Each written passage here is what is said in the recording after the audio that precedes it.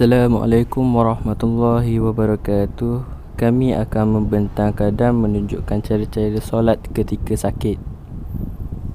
Situasi yang kami perlu gimikkan dan juga kami perlu tunjukkan ialah sudah 3 bulan Pakcik Osman terlantar sakit. Tidak boleh bangun dan duduk, hanya boleh menggerakkan tangan dan kaki sahaja.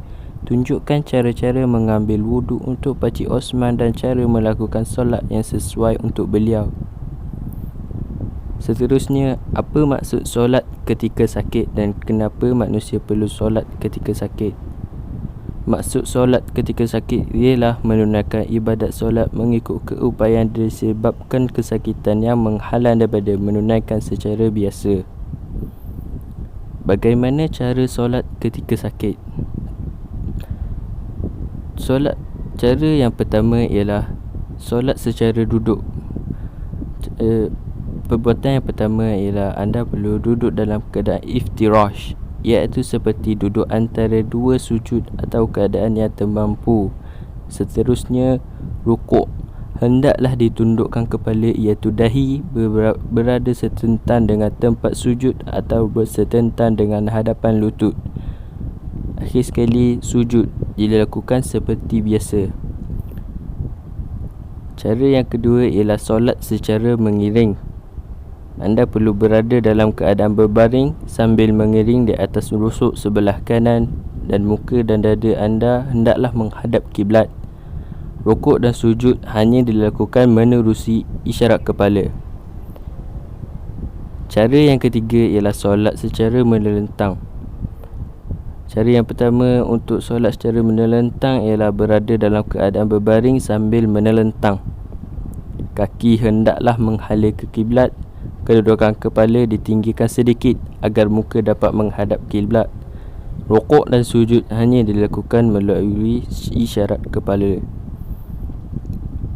Cara yang keempat ialah solat menggunakan isyarat kelopak mata. Anda perlu berada dalam keadaan berbaring sambil menelentang. Kaki hendaklah menghala kiblat. Rukuk hanya dilakukan dengan menggerakkan kelopak mata dan sujud diisyaratkan dengan memejamkan mata. Yang terakhir sekali, solat secara ingat di dalam hati. Solat dilakukan dengan membayangkan di dalam hati pergerakan mengikut tertib rukun, seperti membaca Fatihah di dalam hati, rukuk di dalam hati, sujud di dalam hati. Hikmah rukhsah solat ketika sakit. Yang pertama, menunjukkan bahawa Islam agama yang mudah, supaya umat Islam dapat menunaikan kewajipan mereka dalam sebarang keadaan dan membuktikan Allah sayang hamba-Nya. Sebab diwajibkan solat walau ketika sakit. Yang pertama ialah solat merupakan ibadat terpenting dalam Islam. Semua umat Islam tahu betapa pentingnya solat dalam Islam ini. Solat dapat mencegah seseorang daripada kemungkaran. Solat sebagai penawar kepada sakit, mengharapkan pertolongan Allah ketika senang dan susah, dan supaya ia hidup dan mati dalam iman. Apakah perbezaan antara solat ketika sakit dan musafir? Rukhsah solat ketika sakit. Keadaan solat anda dilakukan mengikut keupayaan pesakit, sama ada secara duduk, berbaring, mengiring, menelentang isyarat mata atau isyarat hati. Dan tempoh pelaksanaan untuk solat ketika sakit ini ialah dalam keadaan sakit. Contohnya, anda mendapati sakit anda itu secara kekal ataupun makanya solat kamu dalam keadaan sakit itu. Rukhsah solat ketika musafir. Keadaan solat boleh dilakukan secara jamak, qasar atau dua-duanya sekali. Harus juga dilakukan secara percuma. Tempoh pelaksanaan semasa berada dalam musafir. Mengapa ramai umat Islam meninggalkan solat sedangkan kemudahan tempat solat telah disediakan di mana-mana? Solat tiang agama kawan-kawanku dan juga sahabat-sahabatku. Sekian, terima kasih daripada kami. Okey, first kita kena ambil sembahyang 3 kali macam solat biasa dengan menggunakan batu online. Okey. Sekarang kita basuh tangan 3 kali sampai pergelangan tangan tu ada sikit. Macam kita buat macam solat biasa. Kita gunakan air macam biasa 3 kali. Macam tu lah. Okey. Okey, sekarang kita basuh sedikit rambut. 3 kali. Okey. Okey, sekarang kita basuh telinga 3 kali. Okey. Okey.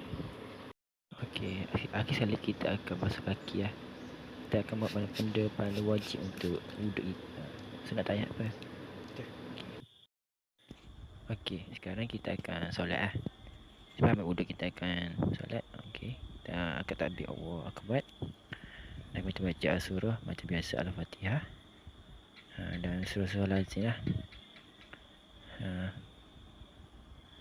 Okey. Lepas itu kita akan takbir.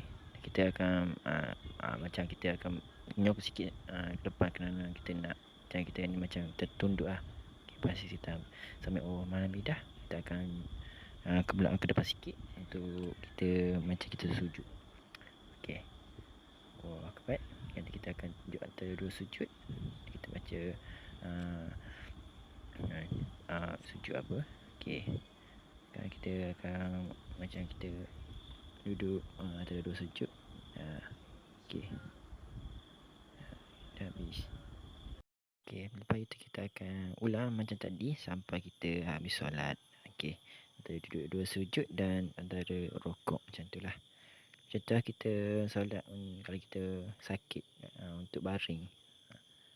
Okey.